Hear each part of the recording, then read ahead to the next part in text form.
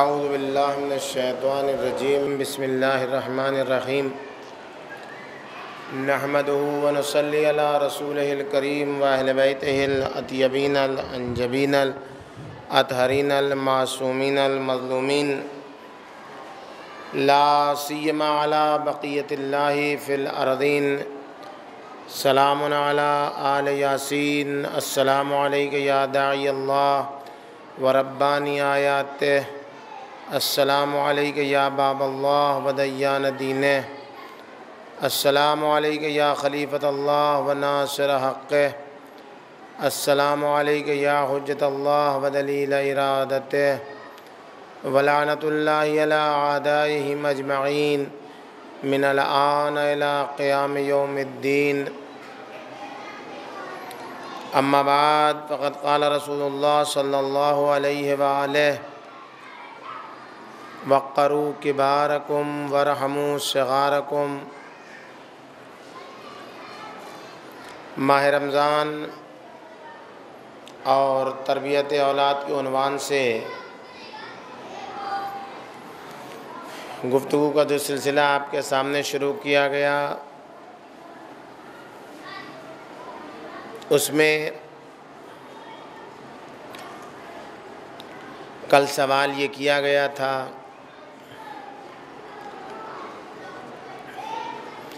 کہ آخر کیا سبب ہے کہ پیغمبر اکرم نے انہی تینوں چیزوں سے اپنی محبت کا اظہار فرمایا۔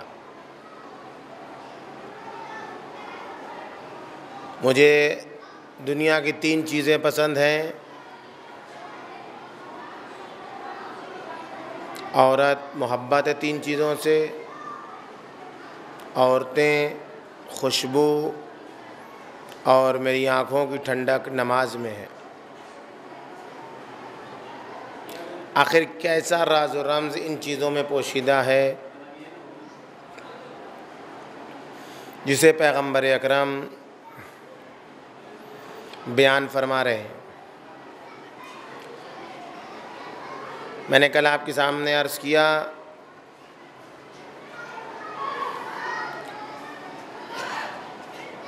کہ آخر ان تین چیزوں میں کون سی مشترک بات پائی جاتی ہے کہ جس کی بنیاد پر پیغمبر اکرم کو ان تین چیزوں سے محبت ہے۔ انسان کی زندگی میں اطمینان و سکون ایک ایسا عنصر ہے، ایک ایسی حقیقت اور ٹروتھ ہے کہ اگر انسان کو سکون میسر ہو گیا، اطمینان مل گیا، تو اسے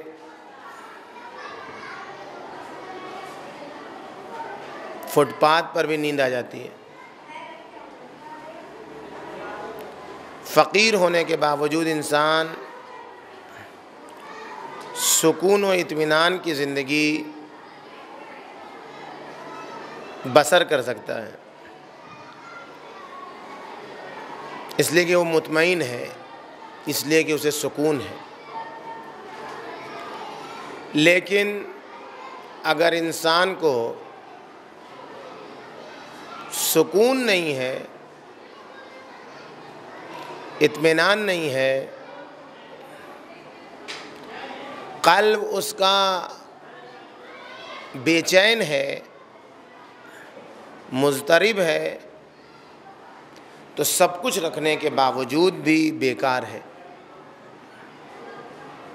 ساری دولتیں رکھنے کے باوجود، سارے آرام و آسائش رکھنے کے باوجود انسان کبھی کبھی ایک نیند کے لیے تڑپتا ہے۔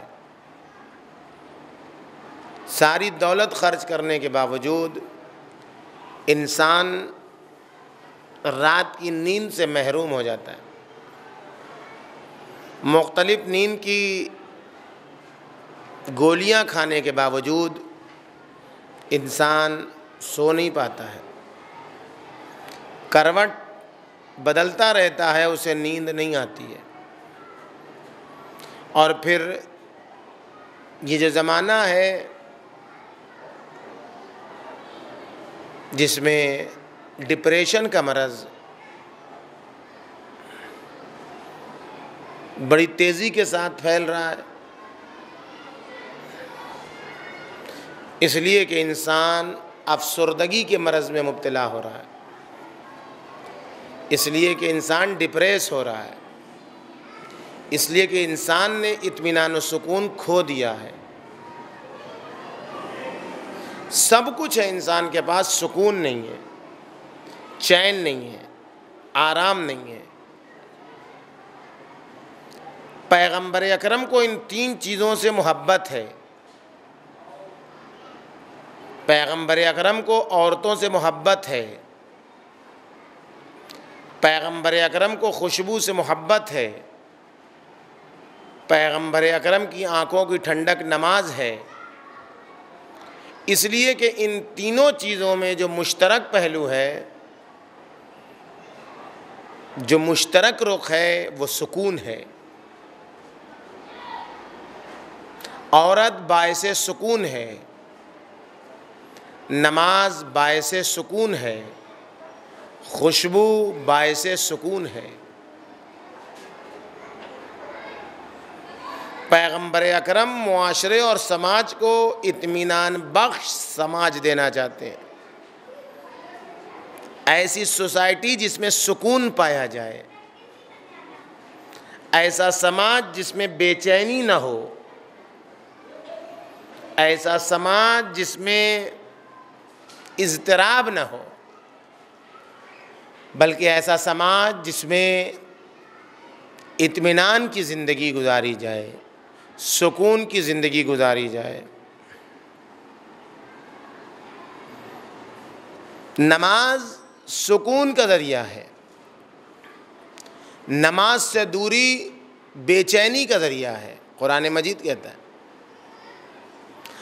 اقیم الصلاۃ لذکری، نماز پڑھو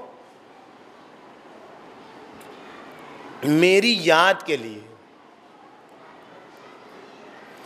مشکل یہ ہے کہ ہم نماز پڑھتے ہیں، سب کچھ یاد رہتا ہے، خدا ہی یاد نہیں رہتا۔ خدا کہتا ہے نماز پڑھو میری یاد کے لیے، میری یاد میں نماز پڑھو۔ اور ہم سب کچھ نماز میں یاد کر لیتے ہیں، جتنی بھولی بسری باتیں ہیں سب نماز میں یاد آ جاتی ہیں، خدا ہی یاد نہیں رہتا ہے، پس وہ نماز نہیں رہی۔ نماز لذکری ہو، میری یاد کے لیے ہو، کیا فائدہ ہوگا؟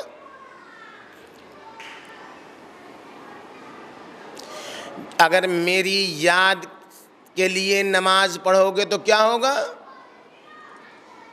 الا بذکر اللہ تطمئن القلوب،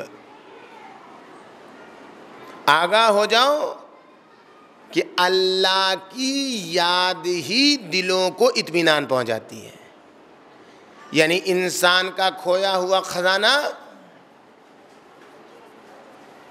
نماز میں ہے۔ اطمینان قلب اگر چاہیے تو نماز پڑھو۔ پیغمبر اکرم کو نماز سے محبت ہے، کیوں؟ اس لیے کہ یہ سکون کا ذریعہ ہے۔ پیغمبر اکرم کی خنکی چشم نماز، اس لیے کہ یہ دل کو مطمئن کرنے کا ذریعہ ہے۔ دل مطمئن ہو جائے گا تو کیا ہوگا؟ نماز ذکر الہی کے لیے، ذکر الہی اطمینان قلب کا ذریعہ۔ اطمینان قلب حاصل ہو گیا تو کیا ہوگا؟ وہ ملے گا جو کسی کو نہیں ملتا۔ ساری دنیا کی اعمال صالحہ، نیک اعمال فقط اس لیے ہیں کہ اللہ راضی ہو جائے۔ آپ روزہ کیوں رکھ رہے ہیں؟ تاکہ اللہ راضی ہو جائے۔ نمازیں کیوں پڑھ رہے ہیں؟ تاکہ اللہ راضی ہو جائے۔ عبادتیں کیوں کر رہے ہیں؟ تاکہ اللہ راضی رہے۔ ماں باپ کی اطاعت کیوں کر رہے ہیں؟ تاکہ اللہ راضی رہے۔ غریب و نادار کا خیال کیوں رکھ رہے ہیں؟ تاکہ اللہ راضی ہو جائے۔ جو بھی اچھا کام آپ کر رہے ہیں وہ اس لیے کہ اللہ راضی ہو جائے. جس برائی سے آپ نامحرم کو نہیں دیکھ رہے ہیں، کیوں؟ اس لیے کہ اللہ کو ناپسند ہے، اللہ راضی رہے. کسی مظلوم کو آپ ستا نہیں رہے ہیں، کیوں؟ اس لیے کہ اللہ راضی رہے. کسی کا مال آپ ہڑپ نہیں رہے ہیں، غصب نہیں کر رہے ہیں، اس لیے کہ اللہ راضی رہے. کسی یتیم کا مال آپ کھا نہیں رہے ہیں، اس لیے کہ اللہ راضی رہے. کسی بیوہ کا مال آپ لوٹ نہیں رہے ہیں، اس لیے کہ اللہ راضی رہے. تمام زندگی کا، اسلامی زندگی کا، مسلمان کی زندگی کا دار و مدار اللہ کی رضایت پر ہے.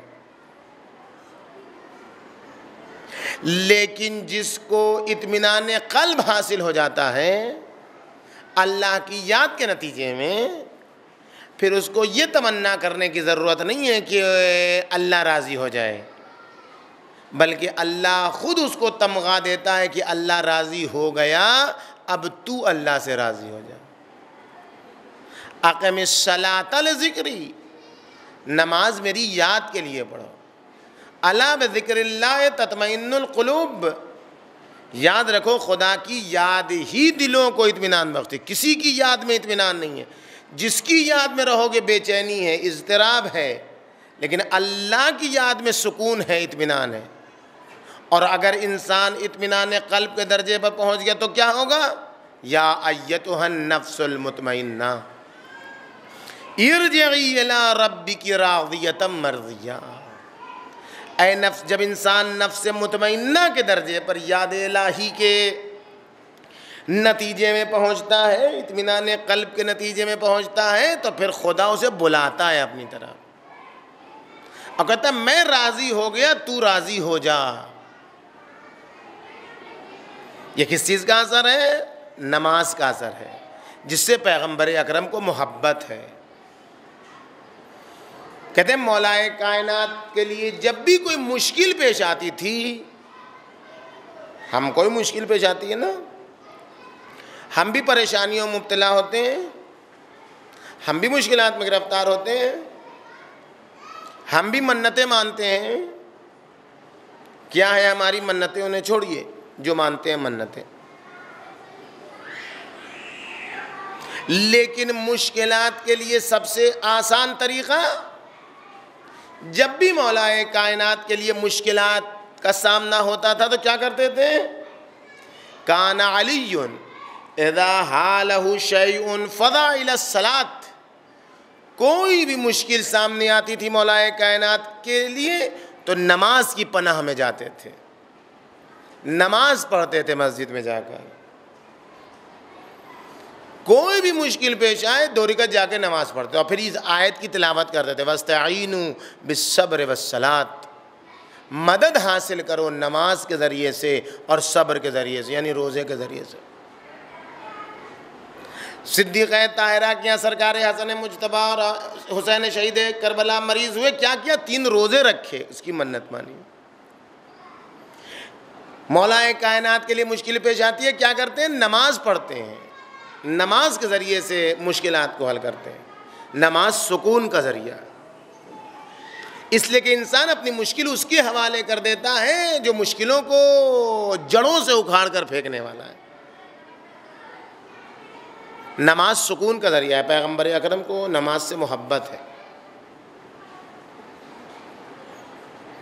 حدیث قدسی میں خداوند عالم کا ارشاد گرامی، من احدث ولم یتوضا فقد جفانی. جس کا وضو باطل ہو گیا، حدث اصغر صادر ہو گیا اس سے، اور اس نے وضو نہیں کیا تو اس نے مجھ پر جفا کی. انسان کو چاہیے ہر وقت باوضو رہے، بہتر ہے، مستحب ہے. ضرور نہیں ہے تمام مقدمات کے ساتھ وضو کرے، واجب وضو کر سکتا ہے، مستحبات نہ بھی انجام دے، واجب غسل وضو کر لیں، چہرہ دھو لے، 2 ہاتھ دھو لے، مسا سر و پیر کا، یہ واجب وضو ہے 3 چلوں میں جو ہوتا ہے. جو جس سے بھی حدث صادر ہو، حدث اصغر جس سے وضو باطل ہوتا ہے، اور وہ وضو نہ کرے تو اس نے مجھ پر جفا کی. خدا کہتا ہے اس نے مجھ پر جفا کی. ومن احدث وتوضا ولم يصلي رکعتین، جس کا وضو باطل ہو گیا، اس نے وضو کر لیا اور وضو کرنے کے بعد 2 رکعت نماز نہیں پڑھی تو اس نے مجھ پر جفا کی. خدا کہہ رہا ہے. اس کا بھی طریقہ دیکھیے کتنا آسان ہے. ہم کہتے ہیں کون وضو کرے اور فوراً نماز کے لیے کھڑا ہو جائے؟ کہاں پر اتنی جگہ ہے کہ انسان نماز پڑھے؟ کیسے ہو سکتا ہے ایسا؟ مستحب نماز کے لیے آپ تمام توضیح المسائل اٹھا کر دیکھ لیں. مستحب نماز کے لیے شریعت نے اجازت دی ہے چلتے پھرتے پڑھ سکتا ہے. اشارے سے رکوع، اشارے سے سجدہ، تھوڑی سی آنکھ بند کر لے رکوع کی نیت سے رکوع ہو جائے گا، تھوڑی زیادہ آنکھ بند کر لے سجدے کی نیت سے سجدہ محسوب ہوگا. کچھ علامہ طباطبائی کے لیے مشہور ہے کہ وہ راستے چلتے تھے، جب لوگ انہیں سلام کرتے تھے فقط سلام کا جواب دے دیتے. لوگ ان کا بڑے مغرور ہیں، بات بھی نہیں کرتے ہیں. بعد میں پتہ چلا وہ چونکہ ہر وقت نماز میں مشغول رہتے ہیں، راستے میں بھی مستحب بھی نمازوں میں، اس لیے بس سلام سے آگے جواب نہیں دیتے ہیں. تو نماز پڑھی جا سکتی ہے. کہ جس کو حدث صادر ہو وضو کرے اور 2 رکعت نماز نہ پڑھے اس نے مجھ پر جفا کی ہے. اللہ کہہ رہا ہے ومن احدث وصلى رکعتین ودعانی ولم اجب ہو فیما سألنی فی امر دینہ و دنیا ہو. جس نے وضو بھی کیا، جس نے وضو کے بعد 2 رکعت نماز بھی پڑھی اور اب 2 رکعت نماز کے بعد اس نے مجھ سے دعا کی دنیاوی امور کے بارے میں چاہے آخرت کے بارے میں. حدیث کا انداز دیکھیے، پہلے آخرت مقدم کیا بعد میں دنیا کو. یعنی جب بھی خدا سے طلب کرو پہلے آخرت طلب کرو، جو چیز ہمیشہ باقی رہنے والی ہے وہ طلب کرو، پھر اس کے بعد دنیا طلب کرو جو ختم ہو جانے والی ہے. ایسی آخرت طلب کرو جس میں دنیا بھی ہو، ایسی دنیا طلب نہ کرو جس میں آخرت برباد ہو جائے. جس نے وضو کیا اور وضو کرنے کے بعد 2 رکعت نماز پڑھی اور نماز پڑھنے کے بعد مجھ سے آخرت اور دنیا کے سلسلے میں سوال کیا، تو اگر میں نے اس کی دعا قبول نہیں کی تو میں جفاکار ہوں. خدا کہہ رہا ہے. جس نے وضو کر کے 2 رکعت نماز پڑھی اور مجھ سے دعا مانگی دنیا و آخرت کے سلسلے میں، فقط جفوتہ، تو میں نے اس پر جفا کی ہے، میں نے اس پر ظلم کیا. وَلَسْتُ بِرَبٍّ جَافِي، میں جفا کرنے والا ظلم کرنے والا رب نہیں ہوں. یعنی جیسے ہی ہر وضو کے بعد 2 رکعت نماز پڑھ کے مجھ سے جو دعا مانگے گا، چاہے دنیا کے سلسلے میں ہو چاہے آخرت کے سلسلے میں اس کی دعا قبول کروں. نماز سکون کا ذریعہ. کیوں پیغمبر اکرم کو ان چیزوں سے محبت ہے؟ پوری بھری دنیا سے پیغمبر اکرم کہہ رہے ہیں مجھے نماز سے محبت ہے، مجھے خوشبو سے محبت ہے، مجھے عورتوں سے محبت ہے. رمز اس کا سکون ہے، رمز اس کا اطمینان. ان 3 چیزوں میں اطمینان ہے، ان 3 چیزوں میں سکون ہے، جو زندگی کا نتیجہ ہے، جو زندگی کا خلاصہ ہے، کہ جو ہزاروں دولتیں خرچ کرنے کے بعد بھی انسان حاصل نہیں کر سکتا. نماز سکون کا ذریعہ، خوشبو سکون قلب کا ذریعہ. سرکار سید الشہداء کیا کہتے ہیں نماز کے سلسلے میں؟ شب عاشور، اطمینان آپ دیکھیں، کربلا والوں کا اطمینان آپ دیکھیں. سب کچھ رکھنے کے باوجود یزیدی لشکر میں بے چینی، پانی کی بہتات کے باوجود بے چینی، غذا کی فراوانی کے باوجود بے چینی، تیر و تلوار و تبر و نیزہ ہونے کے باوجود بے چینی، افراد کی کثرت کے باوجود بے چینی، سب کچھ ہونے کے بعد مضطرب ہے. اور نہ فقط مضطرب رہا کربلا میں، بلکہ جتنے کربلا میں شریک رہے دشمنان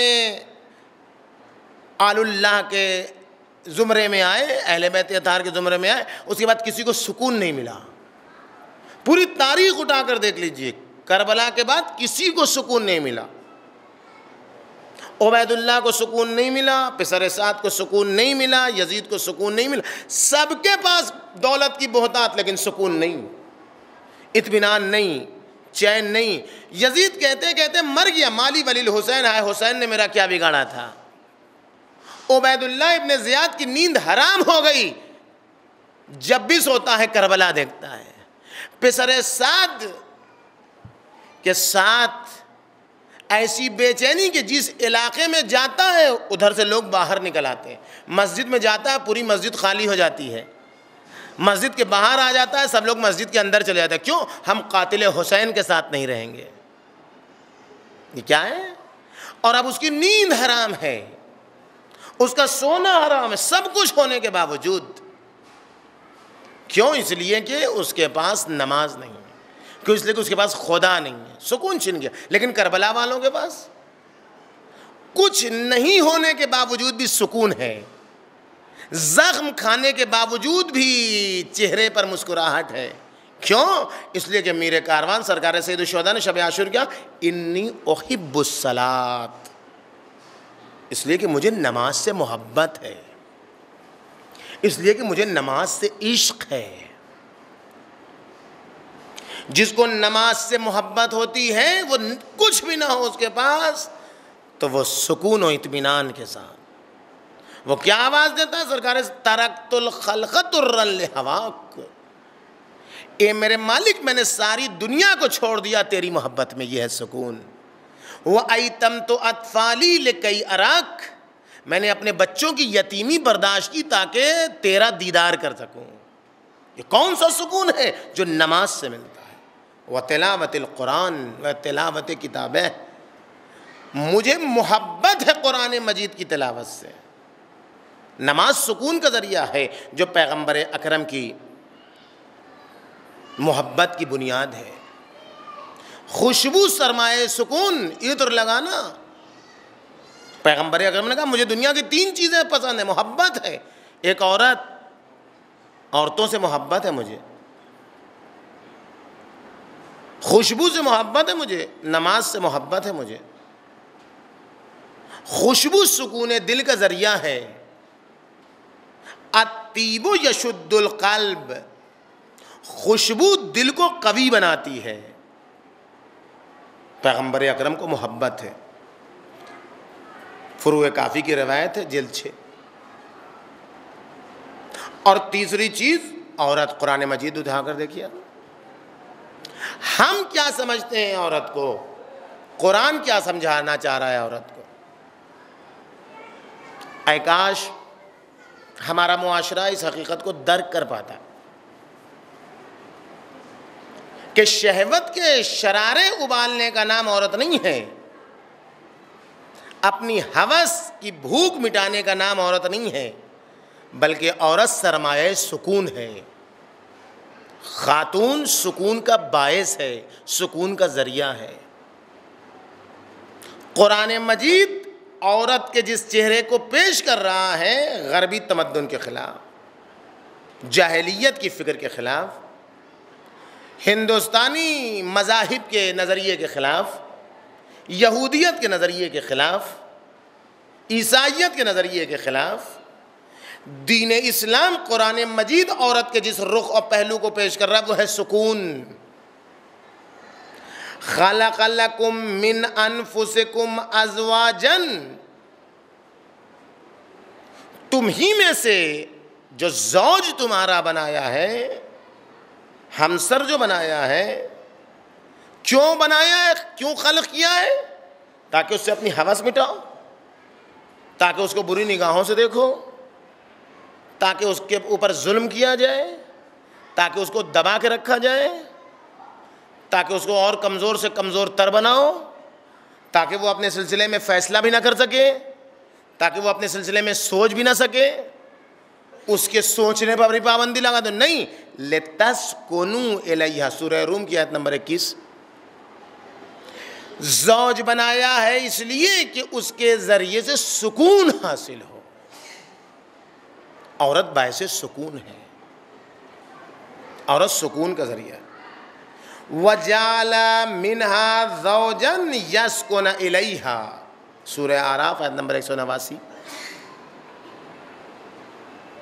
آراف آیت 189. زوج عورت سکون کا ذریعہ ہے.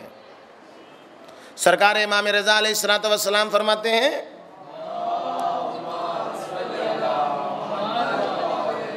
النساء انما ہن سکن، عورتیں سکون کا ذریعہ ہیں، بے چینی ختم کرنے کا ذریعہ ہیں، اضطراب مٹانے کا ذریعہ ہیں، مطمئن بنانے کا ذریعہ. انسان جب مطمئن ہوگا تو دوسرا قدم آگے بڑھا سکتا ہے. جب بے چین ہوگا تو بے چین انسان، مضطرب انسان کچھ نہیں کر سکتا. ہم غیر شرعی اور غیر فطری طریقے سے عورتوں کو حاصل کرنا چاہتے ہیں. دین فطری طریقے سے عورتوں سے رابطہ برقرار کرنے کو، جس میں سکون ہے، جو نیچر کا تقاضا ہے، اس کی بنیاد پر. ہمارے یہاں بہانے کیا ہیں شادی کے؟ تربیت اولاد اور ماہ رمضان. اس وقت تک بہترین بچے دنیا میں نہیں آ سکتے جب تک اس کی بنیاد عورت کے سلسلے میں صحیح معلومات حاصل نہ ہو. جب تک کہ گھر کا معاشرہ عورتوں کو ان کے حقوق نہیں دے گا، بہترین بچے معاشرے میں نہیں سامنے آ سکتے. جہاں جس معاشرے میں اگر لڑکا ہے تو اس کو پریفرنس دیا جا رہا ہے، لڑکی ہے تو اسے کنارے کیا جا رہا ہے، وہ معاشرہ ترقی یافتہ نہیں ہو سکتا ہے، وہ سماج ترقی یافتہ نہیں ہو سکتا ہے، اس میں اچھے بچے تربیت نہیں پا سکتے ہیں. آج ہمارے یہاں شادی کے بہانے کیا کیا ہیں؟ شادی کے بہانے ہمارے یہاں اگر ماڈرن ایج کے بچے ہیں، لڑکیاں ہیں، لڑکے ہیں، تو کیا ہے؟ ابھی تو پڑھ رہی ہے،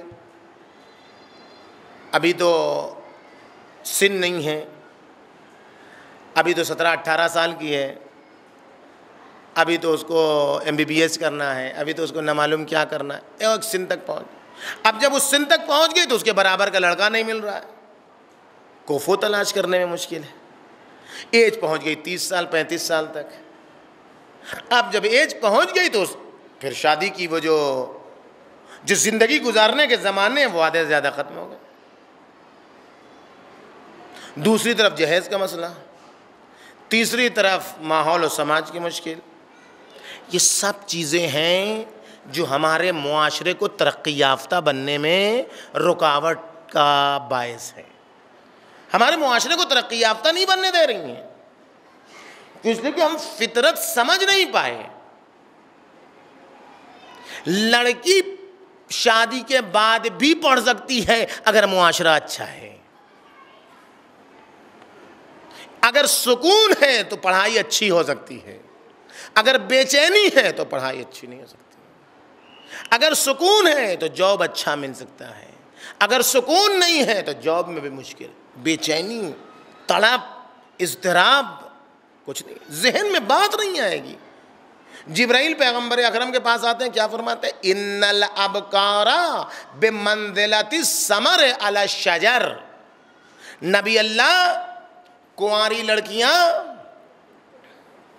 درخت پر آنے والے پھل کی طرح ہیں. اذا ادرک ثمرہ، درخت پر جب پھل آتے ہیں تو ان کی دو صورتحال ہے. ایک وقت وہ کچے ہوتے ہیں، کچے پھل کو اگر آپ درخت سے توڑنا چاہیے گا تو پورا درخت ہل جائے گا اور صحیح سے پھل ٹوٹے گا بھی نہیں، کبھی نہیں ٹوٹے گا. لڑکیوں کو بعض معاشرے میں جو 9 سال اور 10 سال اور 15 سال اس ایج میں شادی کر دیا جاتا ہے، یہ ویسے ہی جیسے کچے درخت پھل کو درخت سے توڑ لیا جائے. اس لیے کہ ابھی اس ایج میں ماحول فرق کرتا ہے، عرب کا ماحول، ہندوستان کا ماحول فرق کرتا ہے، ایج فیکٹر فرق کرتے ہیں. اگر اس ماحول میں لڑکیوں کی شادی کر دی گئی تو گویا آپ نے درخت سے کچا پھل توڑ دیا، یعنی اس سن و سال میں وہ اپنے ماں باپ سے جدا ہونے کے مرحلے میں نہیں ہے۔ فطرت خداوند عالم نے اس کی بنائی ہے اسی زمانے میں اس کے لیے جس زمانے میں اس کو ضرورت ہے۔ آج آپ دیکھ رہے ہیں کہ یہ نعرہ چلا ہے اسکولوں میں کہ بچوں کو 6 سال کے سن سے جنسی تعلیمات دو، یہ کہہ گا کہ بچے ایڈوانس ہو جائیں، کوئی ایڈوانس نہیں ہوتا ہے۔ فطرت کے تقاضے خود بخود سن آنے پر سمجھا دیتے ہیں۔ ان جانوروں کو کون سکھاتا ہے؟ ان کو کون سا لیسن اور درس دیا جاتا ہے؟ لیکن جب ان کے تقاضے کا وقت آتا ہے تو وہ خود بخود سمجھ جاتے ہیں۔ یہ جو ماڈرن اسکولز یہ بتا رہے ہیں، یہ نظام تعلیم جو یہ بتا رہا ہے کہ نہیں اس ایج سے بچوں کو سکھاؤ تاکہ بچے ایڈوانس ہوں، تو اس ایسے ہی ماحول میں بربادی ہوتی ہے، ایسے ہی ماحول میں خواتین کے ساتھ لڑکیوں کے ساتھ ہوس بازی ہوتی ہے، ایسے ہی ماحول میں یہ واقعات رونما ہوتے ہیں جو روزانہ اخبار کی سرخیوں کو سیاہ کیے رہتے ہیں۔ کیوں؟ اس لیے کہ وقت سے پہلے جو کام کیا جاتا ہے وہی ظلم ہے۔ پیغمبر اکرم سے جبرائیل امین کہہ رہے ہیں عورتیں درختوں کے پھل کی طرح ہیں نبی اللہ، جب درخت پر پھل پک جائیں اور اسے نہ توڑا جائے تو اسے سورج کی روشنی خراب کر دیتی ہیں۔ فَلَمْ يُجْتَنَا أَفْسَدَتْهُ الشَّمْسُ، سورج اسے خراب کر دیتا ہے، وَنَسَرَتْهُ الرِّيَاحُ، اور ہوائیں اسے زمین پر گرا دیتی ہیں۔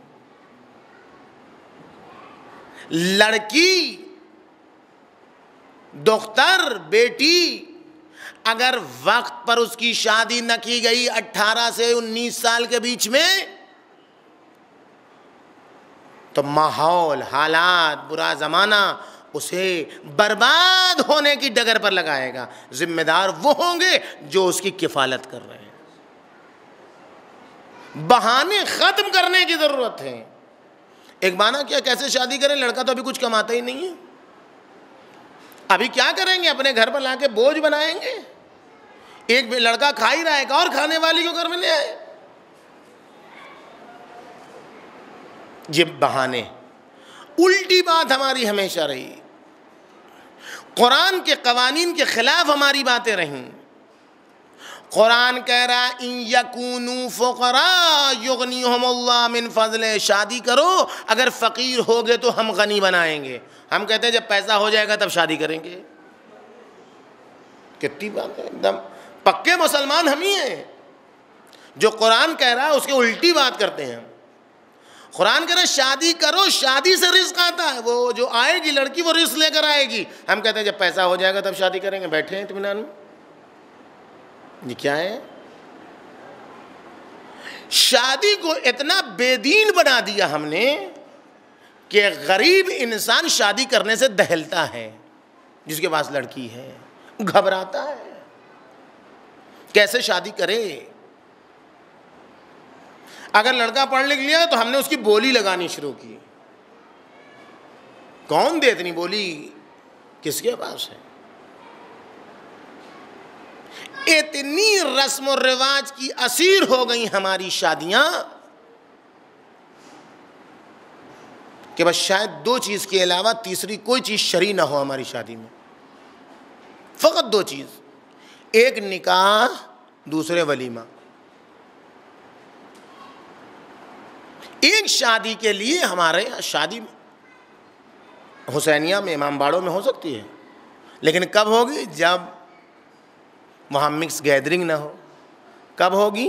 جب وہاں مسجدوں میں نکاح ہوتے ہیں۔ آج کہیے کہ مسجد میں نکاح ہوگا، ہے ہم اتنے فقیر ہو گئے مسجد میں نکاح کریں گے؟ اللہ اکبر، مسجد میں نکاح ہونا کیا مشکل ہے؟ لیکن اگر شرعی انداز ہو تب تو، آوازہ کسی نہ ہو تب تو، باراتیوں کے ناز نخرے نہ ہوں تب تو، مسجد کو اکھاڑا نہ بنایا جائے تب تو۔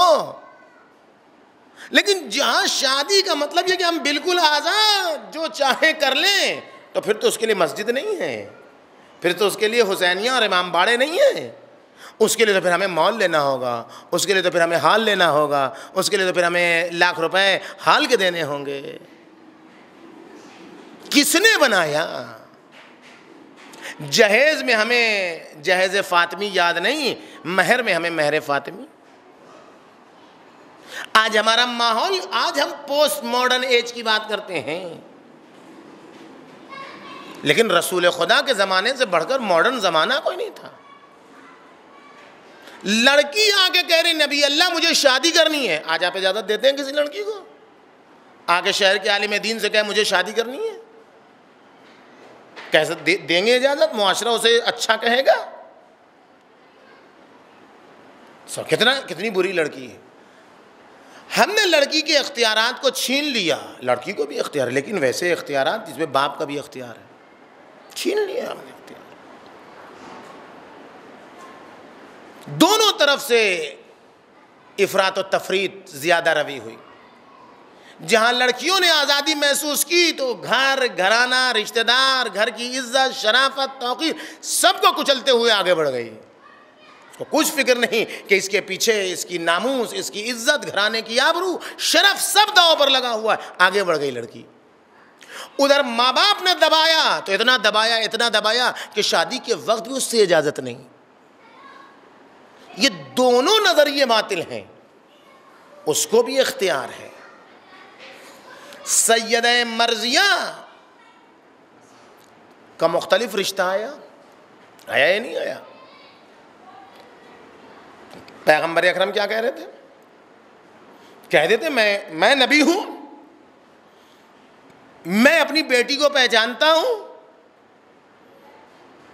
جو میں کہوں گا وہی میری بیٹی کرے گی، موتی ہے، اطاعت گزار ہے باپ کی، نبی ہوں میں، میری بیٹی مجھ سے بذاتم منی ہے، میری بیٹی میرے انظار و افکار اور میری فکر کے خلاف جا نہیں سکتی ہے۔ میری بیٹی جا سکتی تھی فاطمہ زہرا سلام اللہ علیہ نبی کی فکر کے خلاف، لیکن جتنے رشتے آئے، اللہ اکبر، جتنے رشتے آئے سب کو جا کر بی بی دو عالم کی خدمت میں پیش کیا۔ بیٹی اس سے راضی، بیٹی اس سے راضی، بیٹی اس سے راضی، رشتے آتے رہے، پیغمبر اکرم پہنچاتے رہے اور سب سے یہی سنا، راضی نہیں، راضی نہیں۔ سرکار امیر کا بھی رشتہ آیا، وہاں بھی پیغمبر اکرم رشتہ لے کر گئے، کہاں بیٹی علی آئے ہیں رشتہ لے کر، وہاں بھی وہی انداز ہے، حیا ہے، لیکن نبی ہے، باپ ہے، اپنی بیٹی کو اپنی بیٹی کے چہرے سے پہچانتا ہے۔ چہرہ دل کی کتاب ہے۔ اب تک وہی فاطمہ تھی، رشتہ آ رہا تھا، چہرہ دیکھ کر نبی کہہ رہے تھے کہ فاطمہ راضی نہیں، اب چہرہ دیکھ کر نبی اکرم کرے سکوتہا رضاہا، فاطمہ کی خاموشی فاطمہ کی رضایت پر دلالت ہے۔ بیٹی راضی ہو تب شادی محقق ہوگی، اگر بیٹی راضی نہیں ہے تو شادی محقق نہیں ہوگی۔ اسی وقت شادی محقق ہوگی جب رضایت دونوں طرف کی ہو۔ اگر ہمارا نبی اکرم کے زمانے میں لڑکی آ رہی ہے، کہہ رہی ہے نبی اللہ مجھے شادی کرنی ہے، دولت مند باپ کی لڑکی ہے، پیغمبر اکرم اٹھتے ہیں، پوچھتے ہیں کون ہے جو اس لڑکی سے شادی کرے گا؟ صاحب میں سے کوئی نہیں اٹھتا ہے۔ ایک کالا سیاہ حبشی جویبر، ناٹا سا، بالکل ناٹا سا، چھوٹا حبشی ہے، کالا ہے، ناٹا ہے، سب کچھ ہے، اٹھتا ہے اور یہ دولت مند لڑکی ہے، اتنا حوصلہ تو ہو کہ اسے نبی پر اعتماد ہو، کہتے نبی اللہ میں شادی کروں گا۔ کم مہر کے لیے تمہارے پاس کیا ہے؟ کہ نبی اللہ میں نادار، میں فقیر، میرے پاس کچھ نہیں۔ تو آپ پھر کیسے شادی کرو گے؟ کچھ تو ہونا چاہیے۔ کہ نبی اللہ میرے پاس کچھ نہیں۔ پیغمبر نے پلٹ کہا یہ بتاؤ تمہیں قرآن پڑھنا آتا ہے؟ جویبر سے کہا قرآن پڑھانا آتا ہے؟ کہا نبی اللہ کا اس شادی کا مہر اس لڑکی کو قرآن پڑھانا سکھاؤ۔ اللہ، اس کو قرآن پڑھانا سکھاؤ، یہی مہر ہے اس کا۔ آؤ میں نکاح پڑھتا ہوں، دولت مند لڑکی شادی دین معیار ہے، اور اب وہ ایسی کامیاب زندگی کہ اس کے بعد شادی کچھ دن بعد وہ راہ خدا میں شہید ہوا، پیغمبر اکرم کی رکاب میں شہید ہوا۔ یہ کیا ہے؟ یہ اگر ایسی آسان شادیاں ہوں تو مسجدوں میں بھی ہو سکتی ہیں ایسی شادیاں، اگر ایسی آسان شادیاں ہوں تو پھر اس کے لیے کسی چیز کی ضرورت نہیں، بہت آسانی سے ہو سکتی ہیں۔ لیکن ہمیں 500 لوگوں کو بلانا ہے، 5 لاکھ کا کھانا کھلانا ہے، تو پھر تو نہیں ہو سکتی۔ دین ہماری شادیوں سے رخصت ہے۔ جو رحمت و مغفرت و کرامت کے لیے شادی ہے وہ شروع ہوتی ہے لعنت سے، وہ شروع ہوتی ہے بے رحمی سے، وہ شروع ہوتی ہے باراتیوں کی غرور و نخوت سے۔ کیوں؟ اس لیے کہ ہمارے یہاں دین نہیں ہے۔ دین، خوشیوں میں ہم دین کو بھول جاتے ہیں، مسجدوں میں ہمیں دین یاد آتا ہے، قبرستان میں ہمیں دین یاد آتا ہے۔ دیکھیے خاتون دفن ہونے لگے، ہر آدمی دین بتانا شروع کرتا ہے، ایسے دفن کیجئے، دیکھیے یہاں سے ڈالیے، آپ سے کیا مطلب؟ ہر آدمی، ہر خاتون کی میت دفن ہو رہی ہے، مردوں کو جانا منع ہے، ہر آدمی وہاں جانے کی کوشش کرتا ہے۔ آپ کو کیا ضرورت جانے کی؟ منع ہے شریعت میں، پردہ گھیر دیا گیا ہے۔ آپ کیوں جا رہے ہیں بھائی؟ آپ کیوں جا رہے ہیں؟ اس لیے کہ ہمارے پاس دین نہیں ہے۔ ہم دین وہاں پر مسجدوں میں محدود ہے، ہمارا دین امام باڑوں میں محدود ہے، ہمارا دین۔ ہم نے عورتوں کے احترام اور ان سے محبت کے معنی کو ٹوئسٹ کر دیا ہے، منحرف کر دیا ہے، بدل دیا ہے۔ ہوس کا نام محبت رکھ دیا ہے، شہوت بیجا کا نام محبت رکھ دیا ہے، حرام کاریوں کا نام محبت رکھ دیا۔ نہیں، یہ سب ظلم ہے عورت پر۔ پیغمبر اکرم نے بتایا کون انسان صاحب کرامت ہے، کون انسان شریف ہے اور کون انسان پست ہے۔ کیا علامت ہے مرد کی؟ پست مرد، پست کردار مرد اور صاحب کرامت و شرافت مرد کون ہے؟ جس کے پاس پیسہ زیادہ ہو، جس کے ملنے جلنے والے لوگ زیادہ ہوں، جس کو لوگ فرشی سلام کرنے والے زیادہ ہوں، جس کے لوگ چاپلوسی کرنے والے زیادہ ہوں؟ نہیں، کچھ بھی نہیں۔ پیغمبر اکرم فرماتے ما اکرم النساء الا کریم، عورت کا احترام فقط کریم کرے گا، ولا اہانہن الا لئیم، عورت کی رسوائی فقط ذلیل و پست کردار کرے گا۔ جو پست کردار ہوگا وہ عورت کی بے عزتی کرے گا۔ کھانا پکایا ہے، یہی پکایا جاتا ہے، نمک بھی ڈالنا نہیں آتا ہے۔ آپ کھانا کیوں نہیں پکاتے؟ اس کو حکم ہے شریعت کا کہ آپ کے لیے کھانا پکائے۔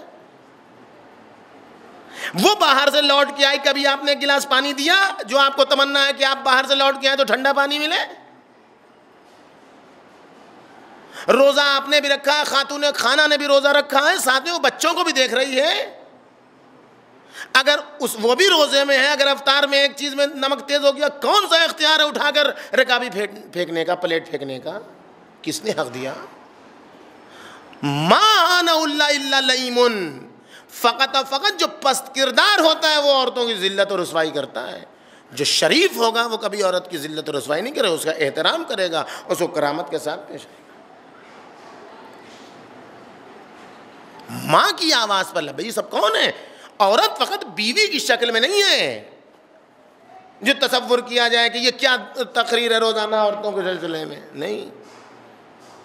عورت کبھی بیٹی کی شکل میں، کبھی بہن کی شکل میں،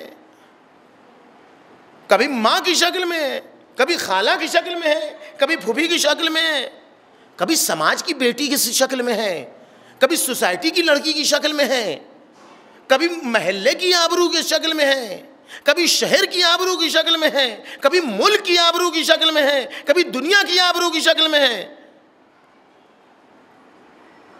محبت کے اپنے اپنے عناصر ہیں۔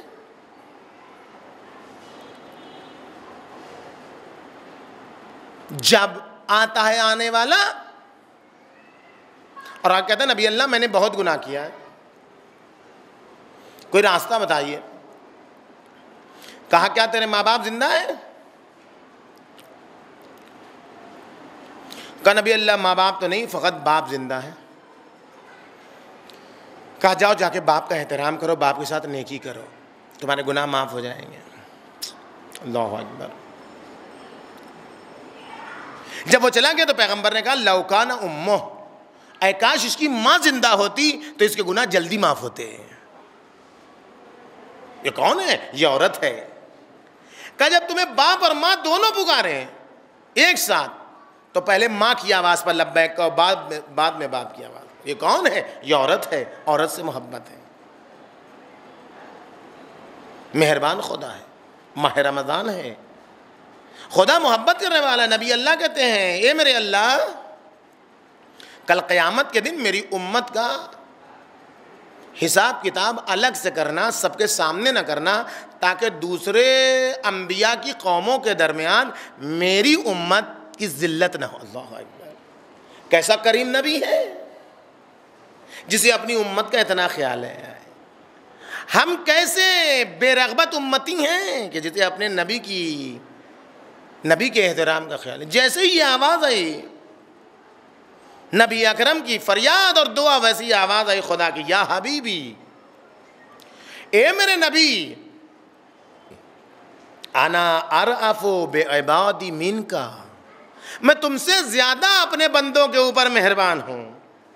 فَإِذَا كَرَهْتَ كَشْفَ عُيُوبَهُمْ،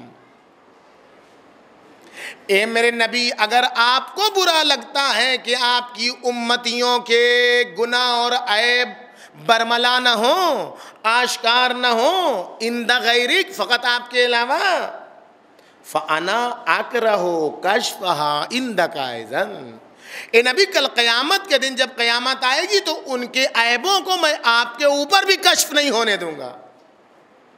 کیسا نبی؟ ایسے خدا سے ماہ رمضان میں دوری اچھی لگتی ہے؟ فقط بھوکے اور پیاسے رہنا اچھا لگتا ہے؟ ایسا خدا جو کل قیامت کے دن ہمارے عیوب کو ہمارے نبی سے بھی چھپا لے گا۔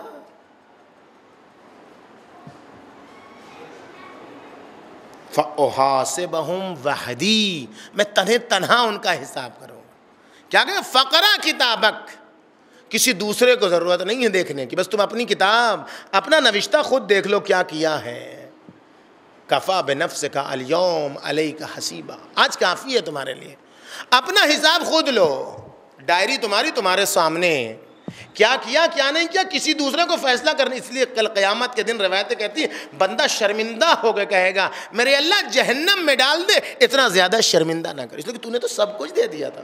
اب ماہ رمضان جیسی دولت دے دی، اس میں بھی ہم شقی رہ جائیں، اس میں بھی ہم محروم رہ جائیں، اس میں بھی ہم رات بازاری قمقموں میں گزار دیں، کھلے ہوئے ہوٹلوں میں گزار دیں۔ اخباروں میں رات بھر ہوٹل کھلے رہیں گے، ماہ رمضان میں رات بھر ہوٹل کھلے رہیں گے، رات بھر مسجد بھی ہے، رات بھر مصلی بھی ہے، رات بھر دعائیں بھی ہیں، رات بھر قرآن بھی ہے۔ کیوں ہم بازار کے ہوٹلوں میں رات گزاریں، کیوں نہ ہم مصلی پر دعائیں ابو حمزہ صومالی میں، تلاوت قرآن پاک میں، دعاؤں میں، نماز جو بلا رہا ہے، جو اتنا کریم ہے۔ ہوٹل والا پیسہ لے گا، بدنامی کرائے گا، بربادی کرائے گا، ذلت کرائے گا، نہ محرموں کو دکھائے گا، نہ معلوم کیا کیا ہوگا، لیکن جب اس کی بارگاہ میں بیٹھو گے عزت ملے گی، شرف ملے گا، کمال ملے گا، آبرو ملے گی، بے نیازی، سب کچھ تو ملے گا۔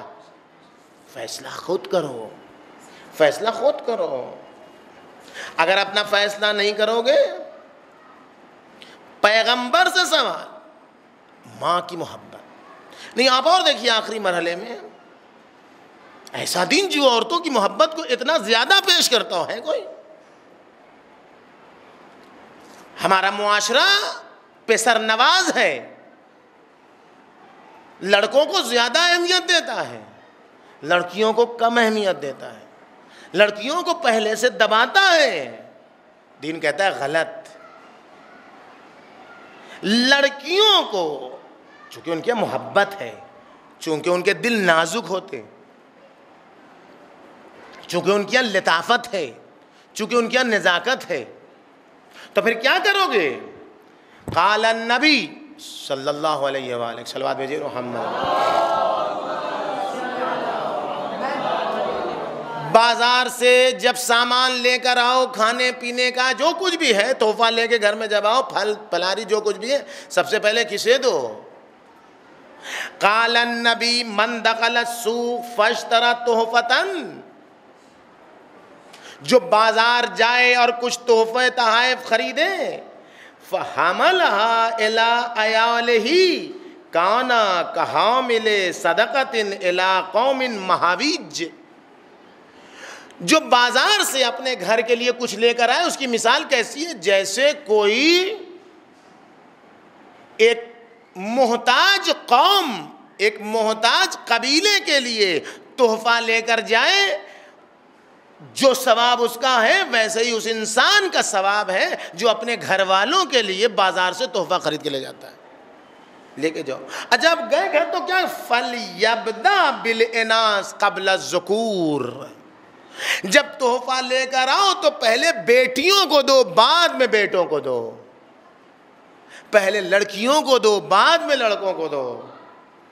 فَإِنَّ مَنْ فَرَّحَ ابْنَتَهُ، جس نے اپنی بیٹی کو خوشحال کیا، فَكَأَنَّمَا اعْتَقَ رَقَبَةً مِّنْ وُلْدِ اسماعیل، اللہ اکبر، جس نے اپنی بیٹی کو خوشحال کیا گویا اس نے اولاد اسماعیل میں سے کسی نے، اگر اولاد اسماعیل میں سے کسی کو غلام بنا لیا ہے، اسیر بنا لیا ہے، اگر جناب اسماعیل کی اولاد میں سے کسی غلام کو کوئی اسیر کرے اور کوئی اس غلام کو آزاد کرا دے، تو جو اس غلام کو آزاد کرانے کا ثواب ہے، اپنی بیٹی کو خوشحال کرنے کا یہ ثواب ہے۔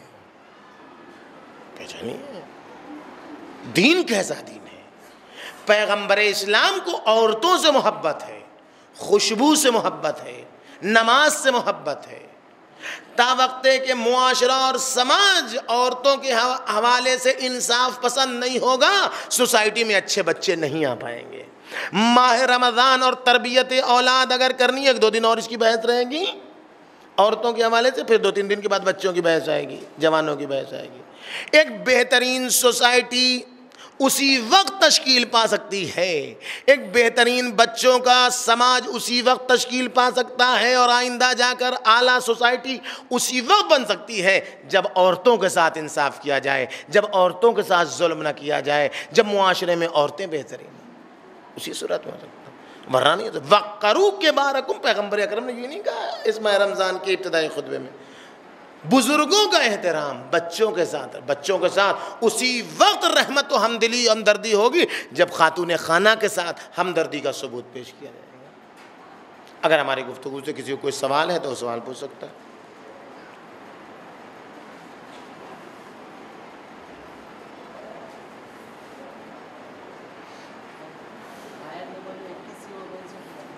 کون سی آیت نمبر؟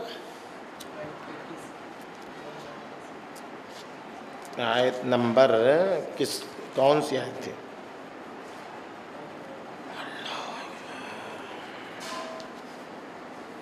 اکیس تھی، 80 نہیں تھی، 21۔ قرآن مجید میں خلق لکم من انفسکم ازواجا لتسکنوا الیہا، سورہ روم آیت نمبر 21 21۔ وجعل منہا زوجا یسکن الیہا، سورہ اعراف آیت نمبر 189 189۔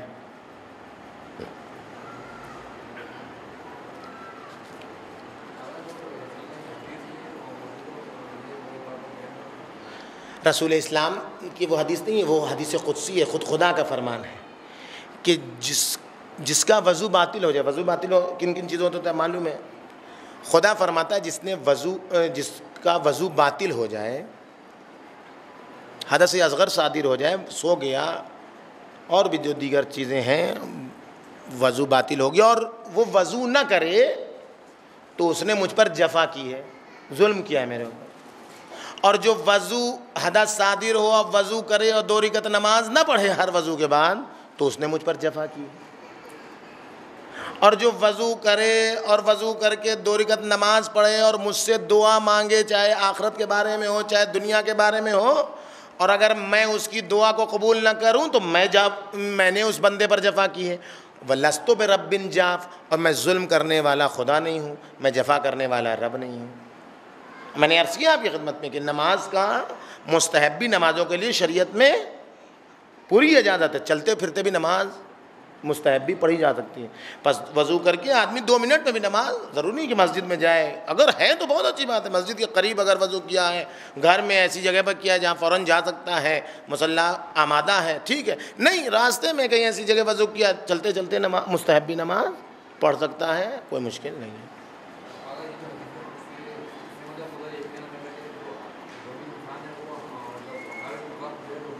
جی جی جی جی مستحب ہے، یعنی اس سے واجب نہیں ہے، مستحب ہے، اسی لیے جفا کی لفظ ہے.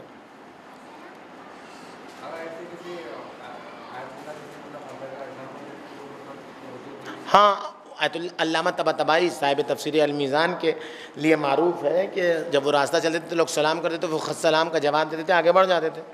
تو بعض لوگ یہ گمان کرتے تھے کہ وہ بہت مغرور ہے، دیکھیے بات بھی نہیں کرتے ہیں، کچھ بولتے بھی نہیں ہیں، بڑھ جاتے ہیں آگے. بعد میں لوگوں کو پتہ چلا کہ نہیں، وہ اس لیے بڑھ جاتے ہیں کہ وہ راستے میں مستحبی نمازیں پڑھتے ہوئے جاتے ہیں، اس لیے جو ہے وہ زیادہ ہم کلام کسی سے نہیں ہوتے ہیں.